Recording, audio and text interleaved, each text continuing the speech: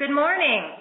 My name is Lori Yike, and I'm Natural Resource Program Supervisor for the North Central South Central Regional Office of the Bureau of Recreation and Conservation, Department of Conservation Natural Resources. Welcome to the 2012 Funding for Community Recreation and Conservation Projects.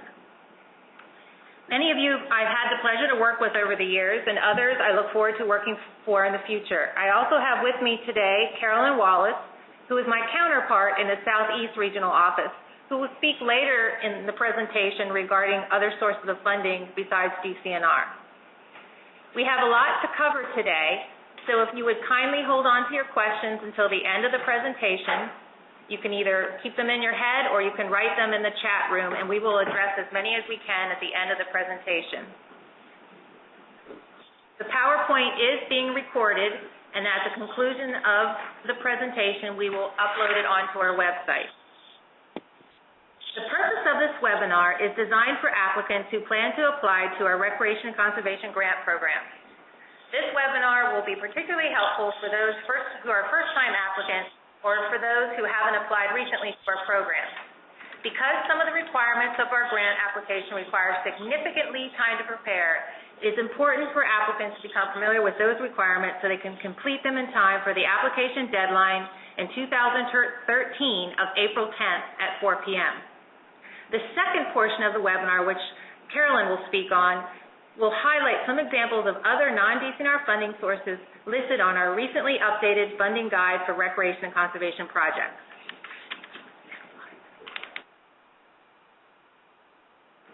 Today's agenda is we just did the introduction. The next thing we're going to do is talk about DCNR's Recreation and Conservation Grant Program. Then Carolyn's going to talk about the funding guide for recreation conservation projects, which is brand new, and then we will have a question and answer period.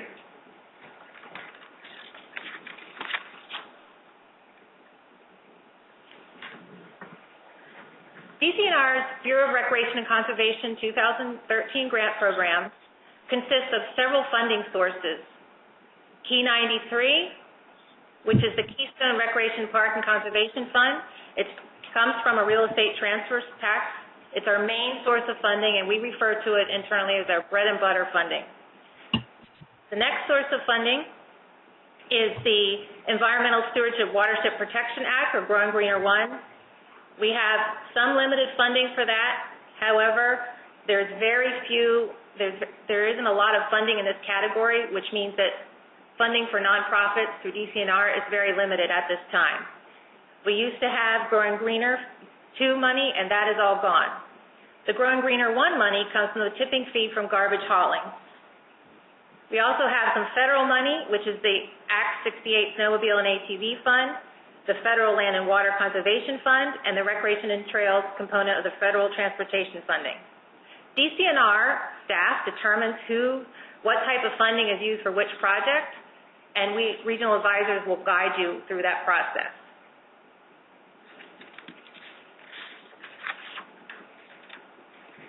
The first step in applying for a grant program, or even looking into other sources of funding perhaps, is to contact your regional advisor. We have 6 regional offices located throughout the state.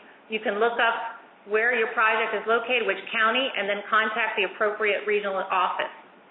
Regional advisors are your go-to person if you have any questions about how to begin a project, have any questions about recreation projects, trails, acquisition, development, how do you form a rec commission, how do you build a trail. We have a vast amount of knowledge on what's going on in the region, who's doing what. If we don't have an answer, find it. Always did. Mute your phone. Thank you. We will also notify you of upcoming training and connect you with people, organizations, and problem solvers to meet your needs.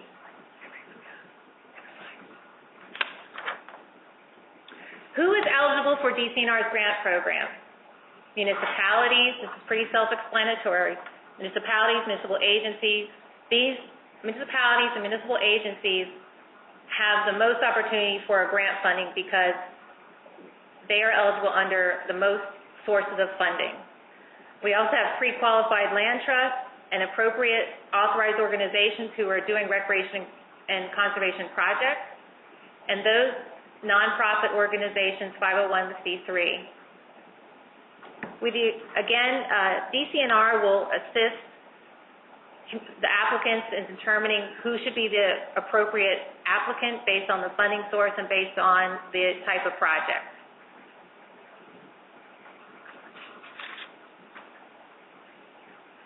Okay, for those of you who haven't applied in a couple of years, the good news is we got rid of the manual and we now have everything online through our e-grant program. We share the e-grant system with our sister agency, DEP. We will only accept applications online. We have all the documents and what we call internally the anti-manual online, so you can review all of the requirements for the project and also look at the forms. Some documents do require some lead time, especially with the DUNS number or the SAP, which are numbers or codes that allow you to do business with the Commonwealth. If you have questions about the DUNS or SAP number, you would need to contact our eGrants customer service number, which is listed right there. We also have FAQs on various topics on our website, who's eligible, what types are match eligible, all those things are on there. We will provide more in-depth information about our grants at our workshops in February. Okay, how do you apply? On the eGrant system, you will see various types of projects, and we're going to go over them later in the presentation. Each project type requires certain forms that you need to fill out. On our eGrant system, you're going to see when you type in a certain project, let's say it's a development project, and this is a snapshot of our eGrant system. And if you look, I know it's not that clear, but if you look on it, there will be different documents that you're required to fill out. And what you need to do is download them onto your PC, fill them out, and then upload them. Some of the documents, such as site plans and appraisals, you're going to need to scan and then upload them. We'll go over these requirements shortly. Please note that if you have not completed all the required documents for the certain project type, the system will not allow you to upload your application once completed. And you can stop and start working on the application throughout the grant open period.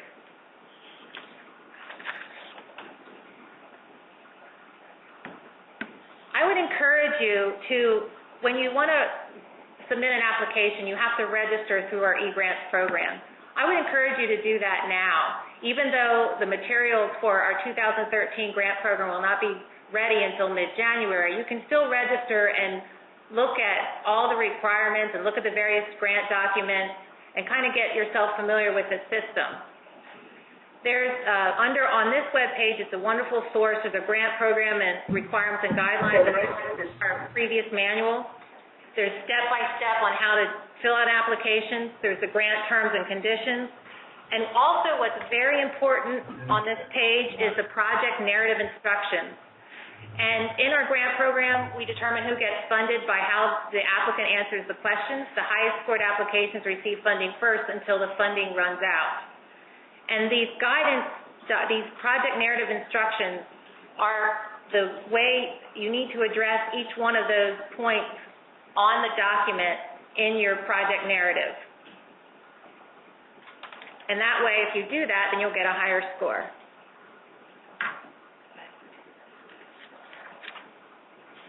Now I'm going to talk about the various project types under our grant program. Each project type has its own guidelines, ready-to-go factors, and documents and forms that you need to download and fill out and upload. The next slides will outline what are the ready-to-go documents for each project type and some different types of projects that you can do. Obviously, we're going to start with planning. Next slide, please.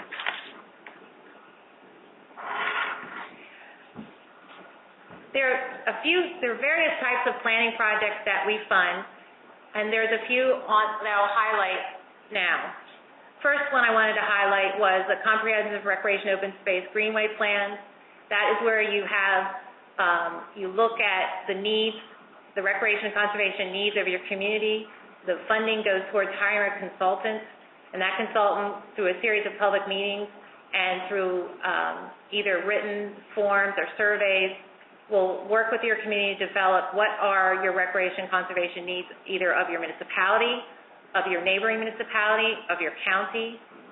And this allows you to figure out what is a priority in your region, what is the priority project in your region, and what should you do first. We also do greenway and open space network plans. Feasibility studies are required if you're going to do any type of new construction on a pool or on a community center. We require feasibility studies. Now, all of these plans, you can certainly hire a consultant on your own and not use our money. We recommend, though, however, you look at our scopes of work and share it with your consultants. You may wonder, why do we invest? Why should we do these plans? It's very important because what it does is it garners public support. It outlines the next steps necessary for you to achieve your goals in recreation and conservation in your community, and also gives you some estimated cost so you know what you're getting yourself into. The ready-to-go requirements for planning are an eligible applicant. That means that it can be a municipality, it can be a nonprofit. You need to develop a scope of work. So you need to contact a consultant, tell them what you would like to study in your plan, and they should give you an outline of the cost. And your cost should be itemized and should match the scope of work.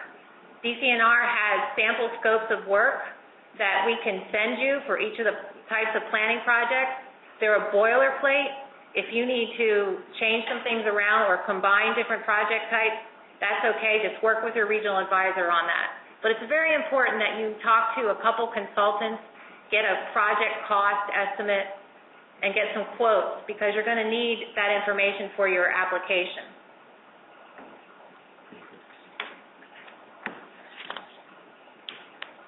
Other ready-to-go requirements, in fact, all our grant project types, the match has to be secured. Match can be cash or in kind. If it is a master site development drawing, you need to have ownership of the project, and PNDI is required for most of our projects with the exception of feasibility studies.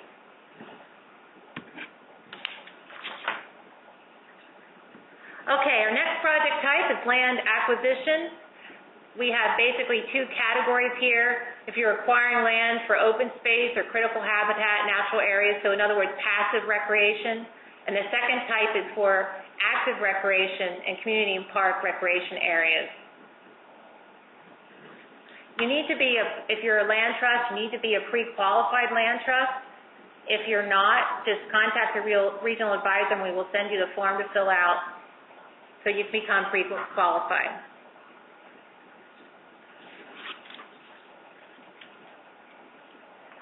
Now here, it's pretty critical with our acquisition projects. We require that an appraisal is done by a state-certified general real estate appraiser in a self-contained report. We have some guidance documents for land acquisition projects that explain that in more detail, but this is very key. The appraisal is a very, very important document that you need to do for a land acquisition project. We also want to make sure that you're an eligible applicant. Whoever is the applicant is going to own the land. Now, also the budget, you need to make sure that your budget and cost estimate is detailed. In other words, you need to have the appraiser, any kind of closing costs. Those are all eligible for reimbursement.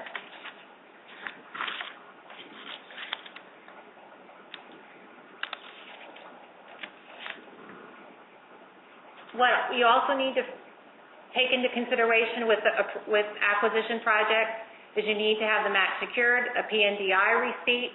That is an online form that you fill out, download, print off, sign, and then upload it onto your application. We also have a public value and use form. This is a form that lets us know what type of public value you have, what type of public use is on your project. This year, which is new, is that public access is not required for our acquisition projects, but it is encouraged. However, the level of public access will be incorporated into your grant review process. This is, okay, next slide. Okay, development projects are our most popular types of applications. They include, you're going to rehab an existing park or build a new park. We also have small community projects. These are projects where the applicants have a population of 5,000 or less. This type of project is typically the primary focus is for playground rehab and requires little engineering. Under the small community program, the minimum grant is $20,000, and you can apply for that with no match requirements. However, you're eligible for an additional $20,000 in grant funding, but there is a 50-50 match requirement. Match can be cash or non-cash. So the maximum grant amount can be $40,000 with the total project of $60,000. This is only for communities of population 5,000 or less.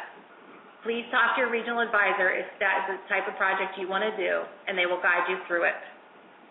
In Rivers Conservation Development projects, we're looking for water trails, boat ramps, docks, fishing piers, those types of projects.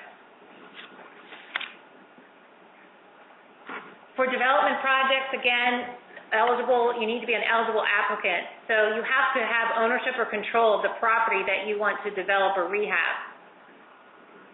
In some cases, an applicant, there's cases where the property is owned by a Lions Club, and the Lions Club is not an eligible applicant under a program, but the Lions Club could lease the park to the municipality that's located in, and then the municipality will be the applicant. If you have questions about that, please contact your regional advisor. You need to develop a scope of work that's accurate and eligible, and this can only be done if you do a site development drawing, which is, again, a requirement of a development project, because a site development drawing will tell you what the various things on your project will cost. When we review a project, we look at the scope of work, we look at the budget, and we look at the site plan and make sure that that all gels together. Typically, our projects for development are 50-50. Obviously, there are some exceptions with small community projects. Match can be cash or in kind.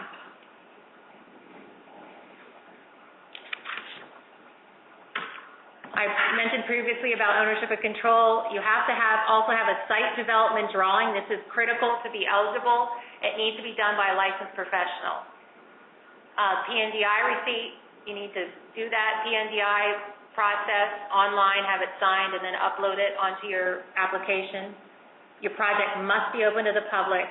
In some cases, we do allow land donation value, where we would take if somebody donates the land that the park is going to be built, that can be used as match. In that case, we will need an appraisal and a public value and use form, just like if you were doing an acquisition project. Again, review it with your Recreation Park advisor.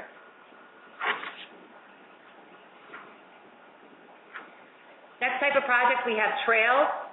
The definition of a trail in our program is where the costs are 75% more of the total project.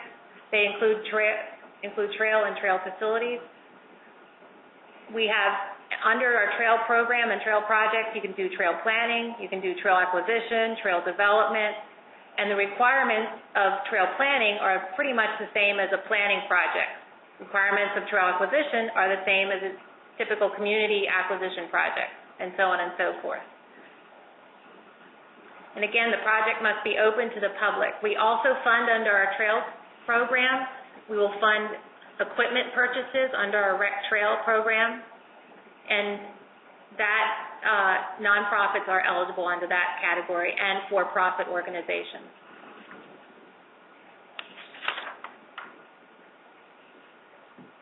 Again, with trail projects, you need to be an eligible applicant. And I'm just going to talk a little bit about this. An eligible applicant, you have to own, for development, you have to own the right-of-way that you're going to develop. But many cases, obviously, trails are linear So if the scope of work takes the trail through more than one municipality, a lead applicant can apply on behalf of the other municipalities where the trail goes through. This would just mean that the other municipalities would have to sign a resolution of support in a public meeting stating that they're okay if the one municipality is the lead applicant.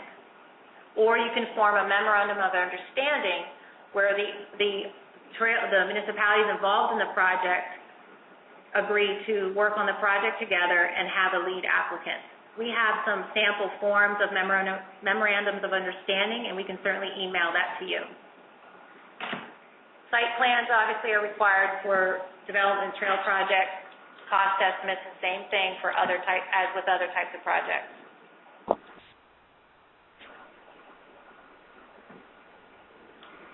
Under the trails category, we do have 50/50 and 80/20 options. The 80/20 program, which has become very popular in the last couple of years, is through our PA Rec Trails. It is a federal program. And there are pros and cons to doing 50/50 or 80/20. 50/50 is funded through our Keystone program mainly. Under our Keystone program, which is state funding, you will get your project done most likely quicker than with an 80/20 program because that's a federal grant and that has more requirements. So there's a trade-off. Again, work with your regional advisor on what type of trail project you should apply for. We require a trail supplemental form, PNDI, and again, with acquisitions, it's the same thing as a typical acquisition project where we require an appraisal done by a state certified general real estate appraiser. You need to have ownership or control of the property, when the exception to that is if you're doing a planning feasibility study. Okay, partnership grants. I'm not going to spend a whole lot of time on this because we only have a few applicants that apply to this project category, and we have very limited money right now. Under the partnership grants, the eligible applicants are statewide and regional nonprofit recreation and conservation greenway organizations, and Pennsylvania's 12 designated heritage areas. Municipalities can also apply under this program through our peer and circuit rider initiative. The peer program is where we give you funding to hire a consultant to solve a recreation or conservation issue or to assist several municipalities who are interested in forming a regional recreation commission or authority. And what the consultant does is work with the municipalities to form an intermunicipal cooperative agreement so that they can hire a full-time park and recreation professional. All the matching funds need to be secure, and with the partnership grant, you really need to work with a regional advisor who will work with a central office staff person to figure out what deliverables will occur if the grant is awarded. And the deliverables will be tied to the scope of work, a budget, and a timeline. Again, please discuss this with your regional advisor. One more thing, peer and circuit riders, you can apply anytime for those types of projects.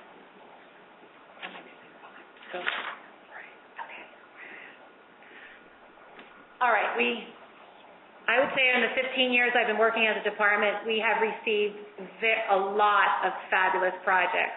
Unfortunately, we cannot fund them all. And so how we figure out who gets funding is, I mentioned this earlier, is we have a series of questions.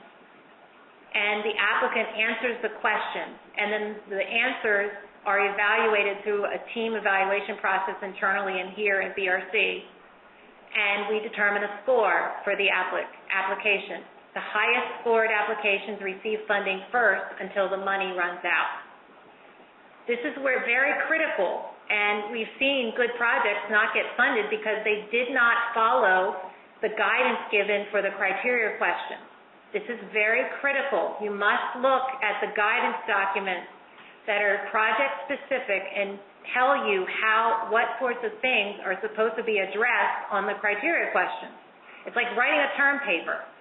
And if you have questions about what's the best thing to say on your questions, talk to your regional advisor.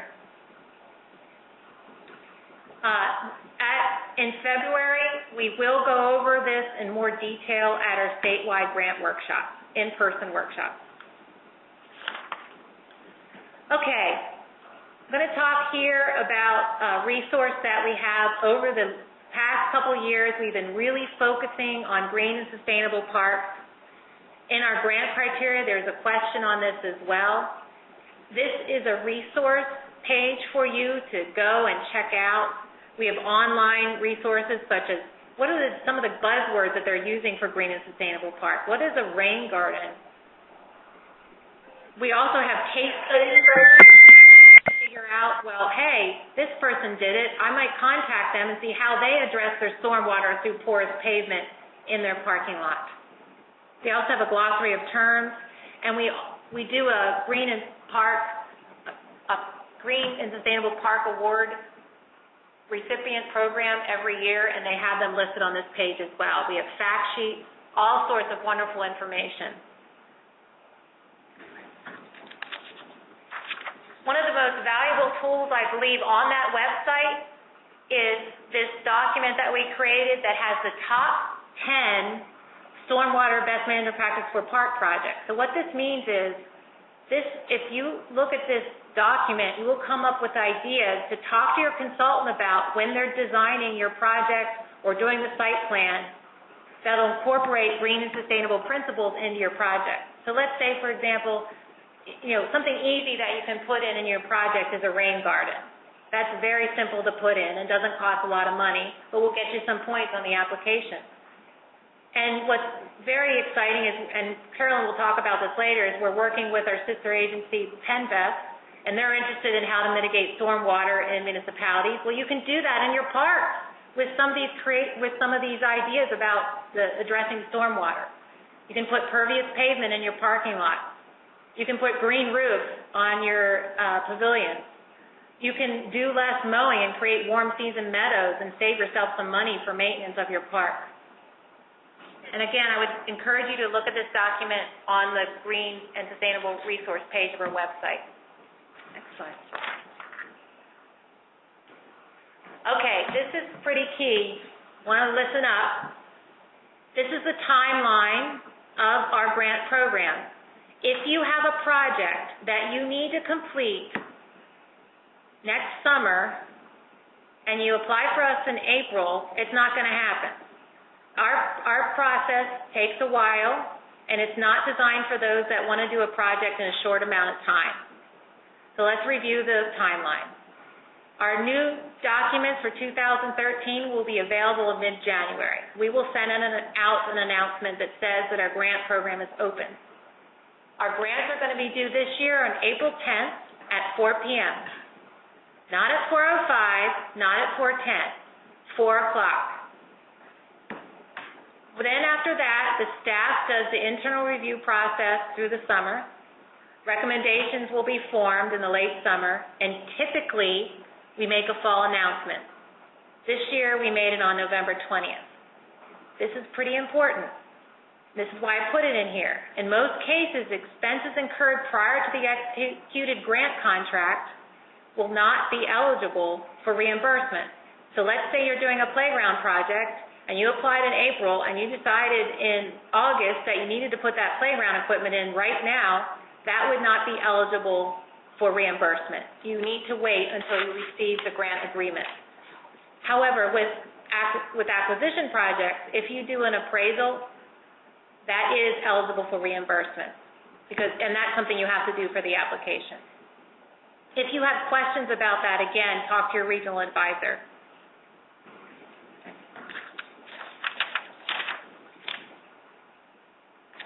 Okay, on our website, we actually have a clock that tells you how many hours, how many minutes, and how many seconds you have to apply. And I guess that clock will start ticking in mid-January when we put our things up. So when you go on eGrants and you're working on your application, that'll be there as a nice, healthy reminder to keep you on track.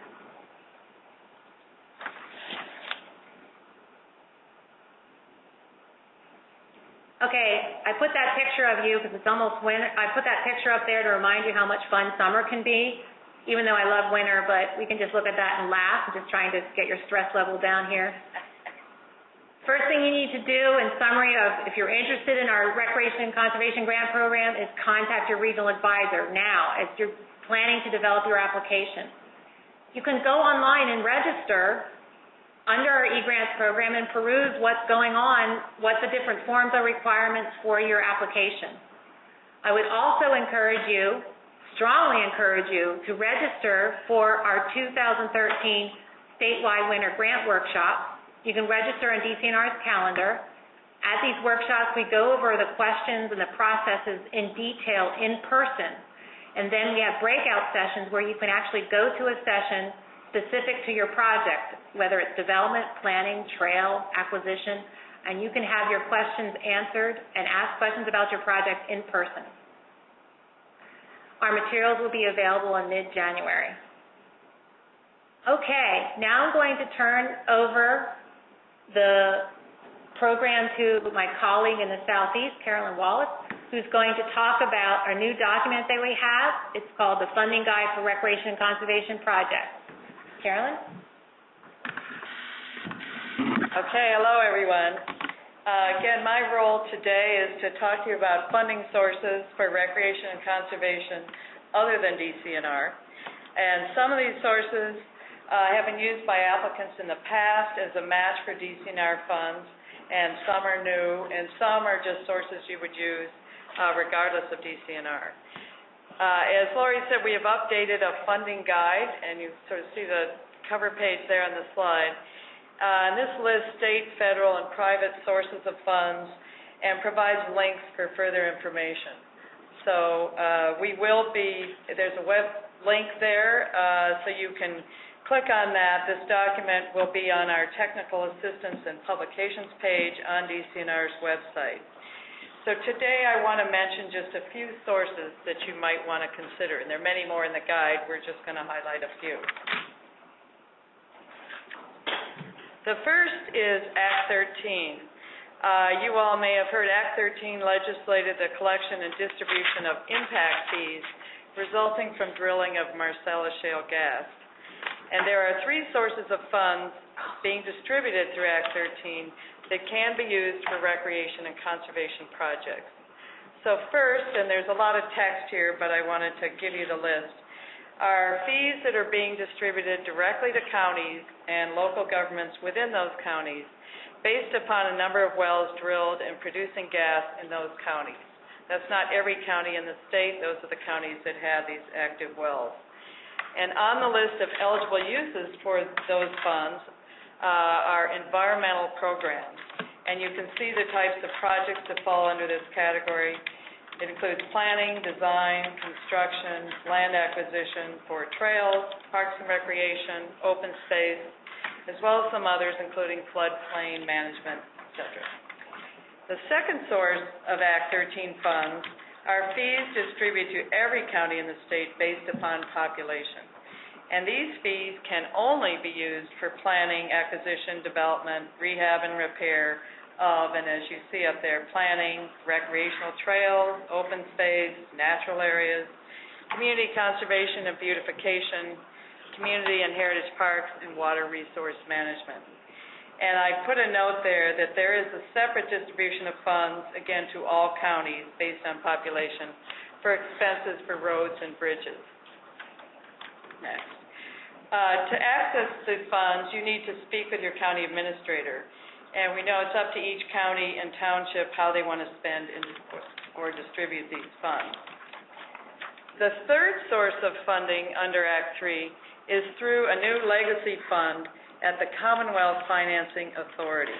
This is an established authority, and there is a new fund being set up, which can support projects also of interest to us, including, and there are quite a number of eligible projects, but this includes planning, acquisition, development, and repair of greenways, recreational trails, open space, park, and beautification.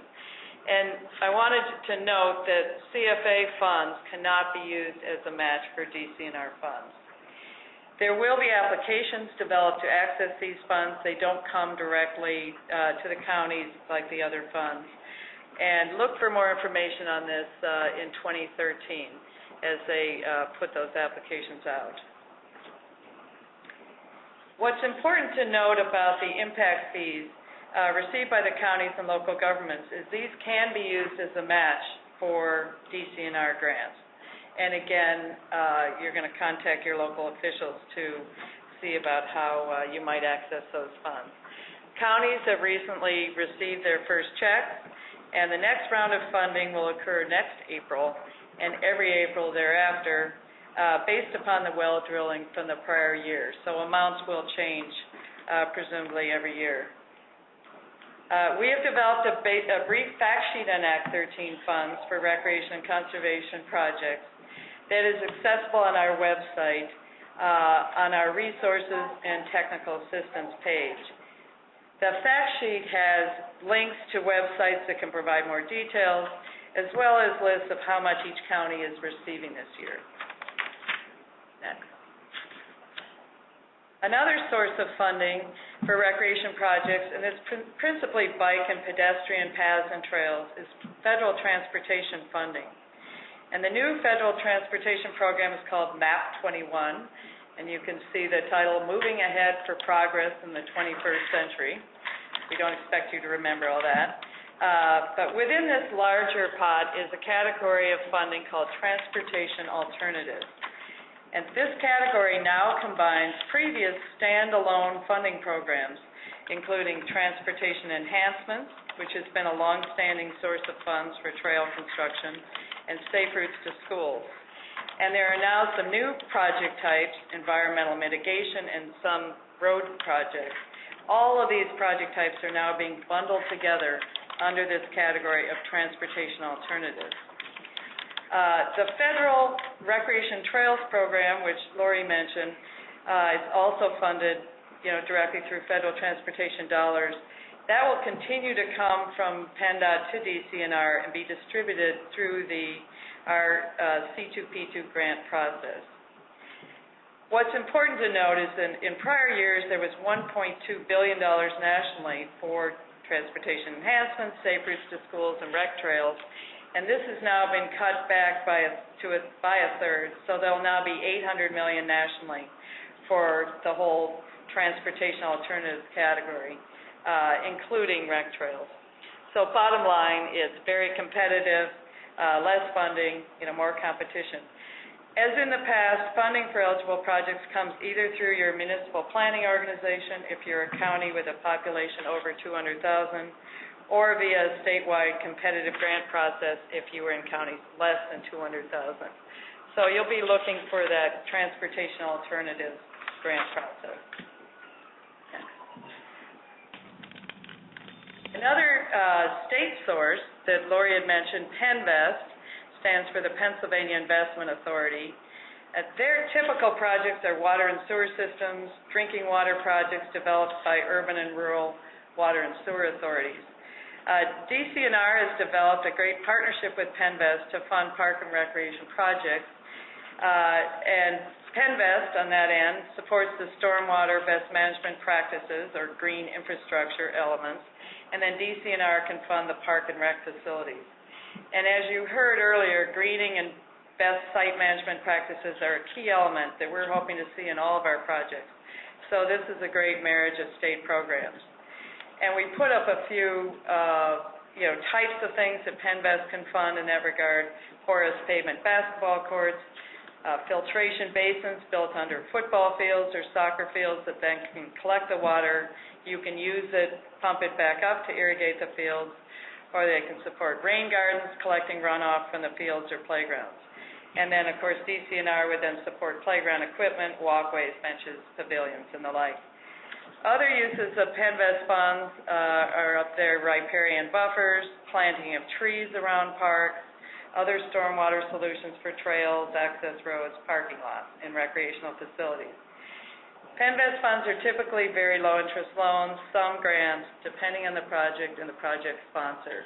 So you'll want to be talking to the PennVest representative for your region. They cover a fairly broad number of counties. Another program that I want to call your attention to, and often we see projects that are wanting to be built on brownfield sites. And I think most of you know a brownfield site is where there's been a prior industrial use, so you need to understand if there's any hazardous impact resulting from that use. DCED actually manages a program called the Industrial Sites Reuse Program, ISR, in concert with Pennsylvania DEP. So you would be going to the ISR for funds for site assessment, such as a Phase 1 or a Phase 2 site investigation, to find out if there are any issues needing remediation. Or you could also fund the site remediation, much larger amounts of money that might need to be done. And DCNR will only provide... Hello? Okay. DCNR only provides funds to sites that are... Please mute your phones if you get on recently. Thank you. Can you go? Mute. Okay. DCNR only provides funds to sites that are clear of hazardous materials. So ISR would be a funding source to use on the front end of developing your project. But certainly talk to your regional advisor, and we will be, we can work with you on the timeline of when your site might be clean.